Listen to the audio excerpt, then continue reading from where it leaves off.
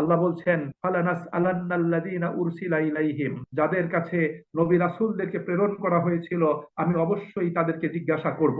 ওয়ালানাসআলান্নাল মুরসালিন, এবং আমি নবী রাসূলদেরকেও জিজ্ঞাসা করব। আল্লাহ পাক তাদেরকে জিজ্ঞাসা করবেন যে তোমাদেরকে কি জবাব দেওয়া হয়েছিল, তোমরা যে দাওয়াত দিয়েছিলে তোমরা কি উত্তর পেয়েছিলে, এটা নবীদেরকে জিজ্ঞাসা করবেন আল্লাহ সুবহানাহু ওয়া তাআলা। সূরা মাইদার 109 নম্বর আয়াতে আল্লাহ রাব্বুল আলামিন বিষয়টি উল্লেখ করেছেন যে ফায়াকুলু মাজা উজিবতুম, নবীদেরকে জিজ্ঞাসা করা হবে তোমরা লোকদের নিকট থেকে কি জবাব পেয়েছিলে, এটা তাদেরকে জিজ্ঞাসা করা হবে। এবং দ্বিতীয় বিষয়টি আল্লাহ রাব্বুল আলামিন সেদিন এদেরকে ডেকে বলবেন যে রাসূলদেরকে তোমরা কি জবাব দিয়েছিলে, মাযা আজাবতুমুল মুরসালিন, সূরা কাসাসের 65 নম্বর আয়াত, যে তোমরা নবীদেরকে কি জবাব প্রদান করেছিলে। তাহলে মানুষকেও জিজ্ঞাসা করা হবে এবং নবীদেরকেও জিজ্ঞাসা করা হবে। আল্লাহ নবী সাল্লাল্লাহু আলাইহি ওয়াসাল্লাম বিদায় হজের খুতবা শেষ করে উপস্থিত জনতাকে প্রশ্ন করেছিলেন, কিয়ামতের দিন আমার সম্পর্কে তোমাদেরকে জিজ্ঞাসা করা হবে আমি আল্লাহর বাণী তোমাদের কাছে পৌঁছিয়েছি কিনা, তখন তোমরা উত্তরে কি বলবে? সাহাবায়ে আজমাইন রাদিয়াল্লাহু তাআলা আনহুম বললেন,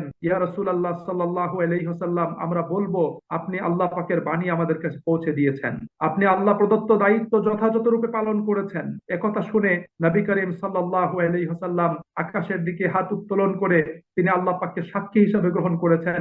তিনি বলেছেন আল্লাহুম্মা শাহাদ, হে আল্লাহ তুমি সাক্ষী থেকো। একথা তিনি 3 বার বলেছেন। সহিহ মুসলিম শরীফের 1218 নম্বর হাদিসে বিষয়টি উল্লেখিত হয়েছে। অপর বর্ণনায় এসেছে তিনি বলেছেন যে কিয়ামতের দিন আল্লাহ আমাকে জিজ্ঞাসা করবেন আমি তার বাণী তার বান্দাদের কাছে পৌঁছিয়েছি কিনা, আমি উত্তরে বলবো আমি পৌঁছিয়েছি। কাজে এখানে তোমরা এ বিষয়ে তোমরা সচেতন হও এবং যারা উপস্থিত আছো তারা অনুপস্থিতদের কাছে আমার এই বাণী পৌঁছে দিবে। এই বিষয়টি মুসনাদে আহমদের 5ম খণ্ডের 4 নম্বর হাদিসে উল্লেখিত হয়েছে।